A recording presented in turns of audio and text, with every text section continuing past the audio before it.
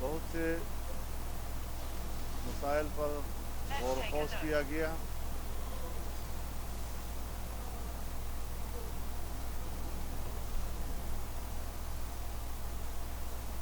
Army chief کی مدت ملازمت میں توسیع کے قانون کو دو پہلوؤں سے دیکھا گیا۔ ایک ایکٹ کا مسودہ اور اس کے مندرجات،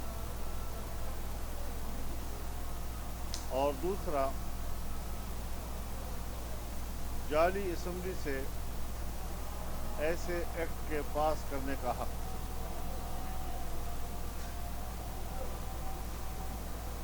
کل جو پارلیمانی پارٹی نے اس حوالے سے فیصلہ کیا تھا، مرکزی مجلس عاملہ نے اس کی توثیق کر دی ہے۔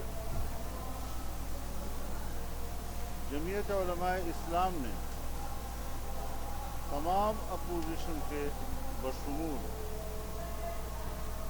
25 جولائی 2018 کے الیکشن کو مسترد کر دیا تھا۔ ہم آج بھی اپنے موقف پر قائم ہیں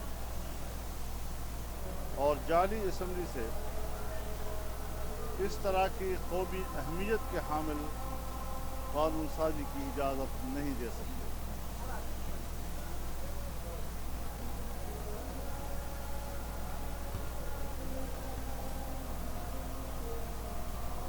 مدارس کے حوالے سے یہ اجلاس نے وفاقی وزارت تعلیم کے حالیہ اقدامات پر غور کیا۔ سب سے پہلی بات یہ کہ دینی مدارس کی اصلاح یا اصلاحات کا لفظ ایک توہین آمیز لفظ ہے۔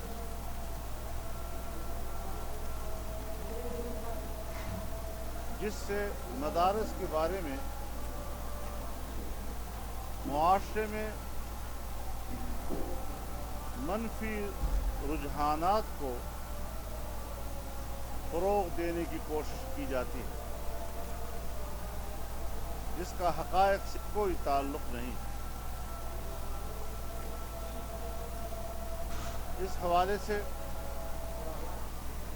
وزارت تعلیم کے حالیہ اقدامات کو جمعیت علماء اسلام مسترد کرتی ہے۔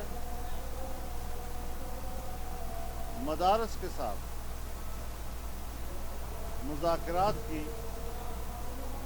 غلط تشریح کی گئی ہے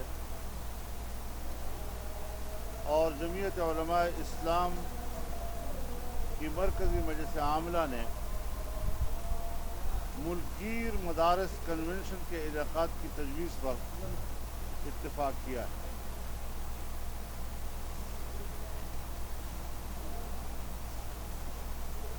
صوبہ خیبر پختونخوا میں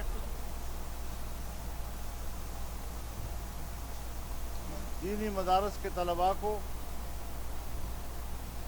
اسکالرشپ کے نام پر سرکاری خزانے سے رقوم تقسیم کرنے کے فیصلے کو بھی جمعیت علماء اسلام مسترد کرتی ہے۔ کسی دینی مدرسے کے طالب علم دینی علم کے حصول کے لیے سرکاری پیسے پر انحصار نہیں کرے گا۔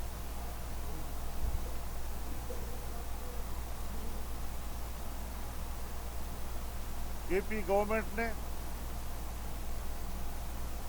پچھلی حکومت میں ائمہ مساجد کے لیے اعزازیے کے نام پر سرکاری رقوم تقسیم کرنے کا فیصلہ کیا تھا، جسے علماء نے مسترد کر دیا تھا اور مدارس کے خلاف پیسے کے استعمال کی سازش کو ناکام بنا دیا۔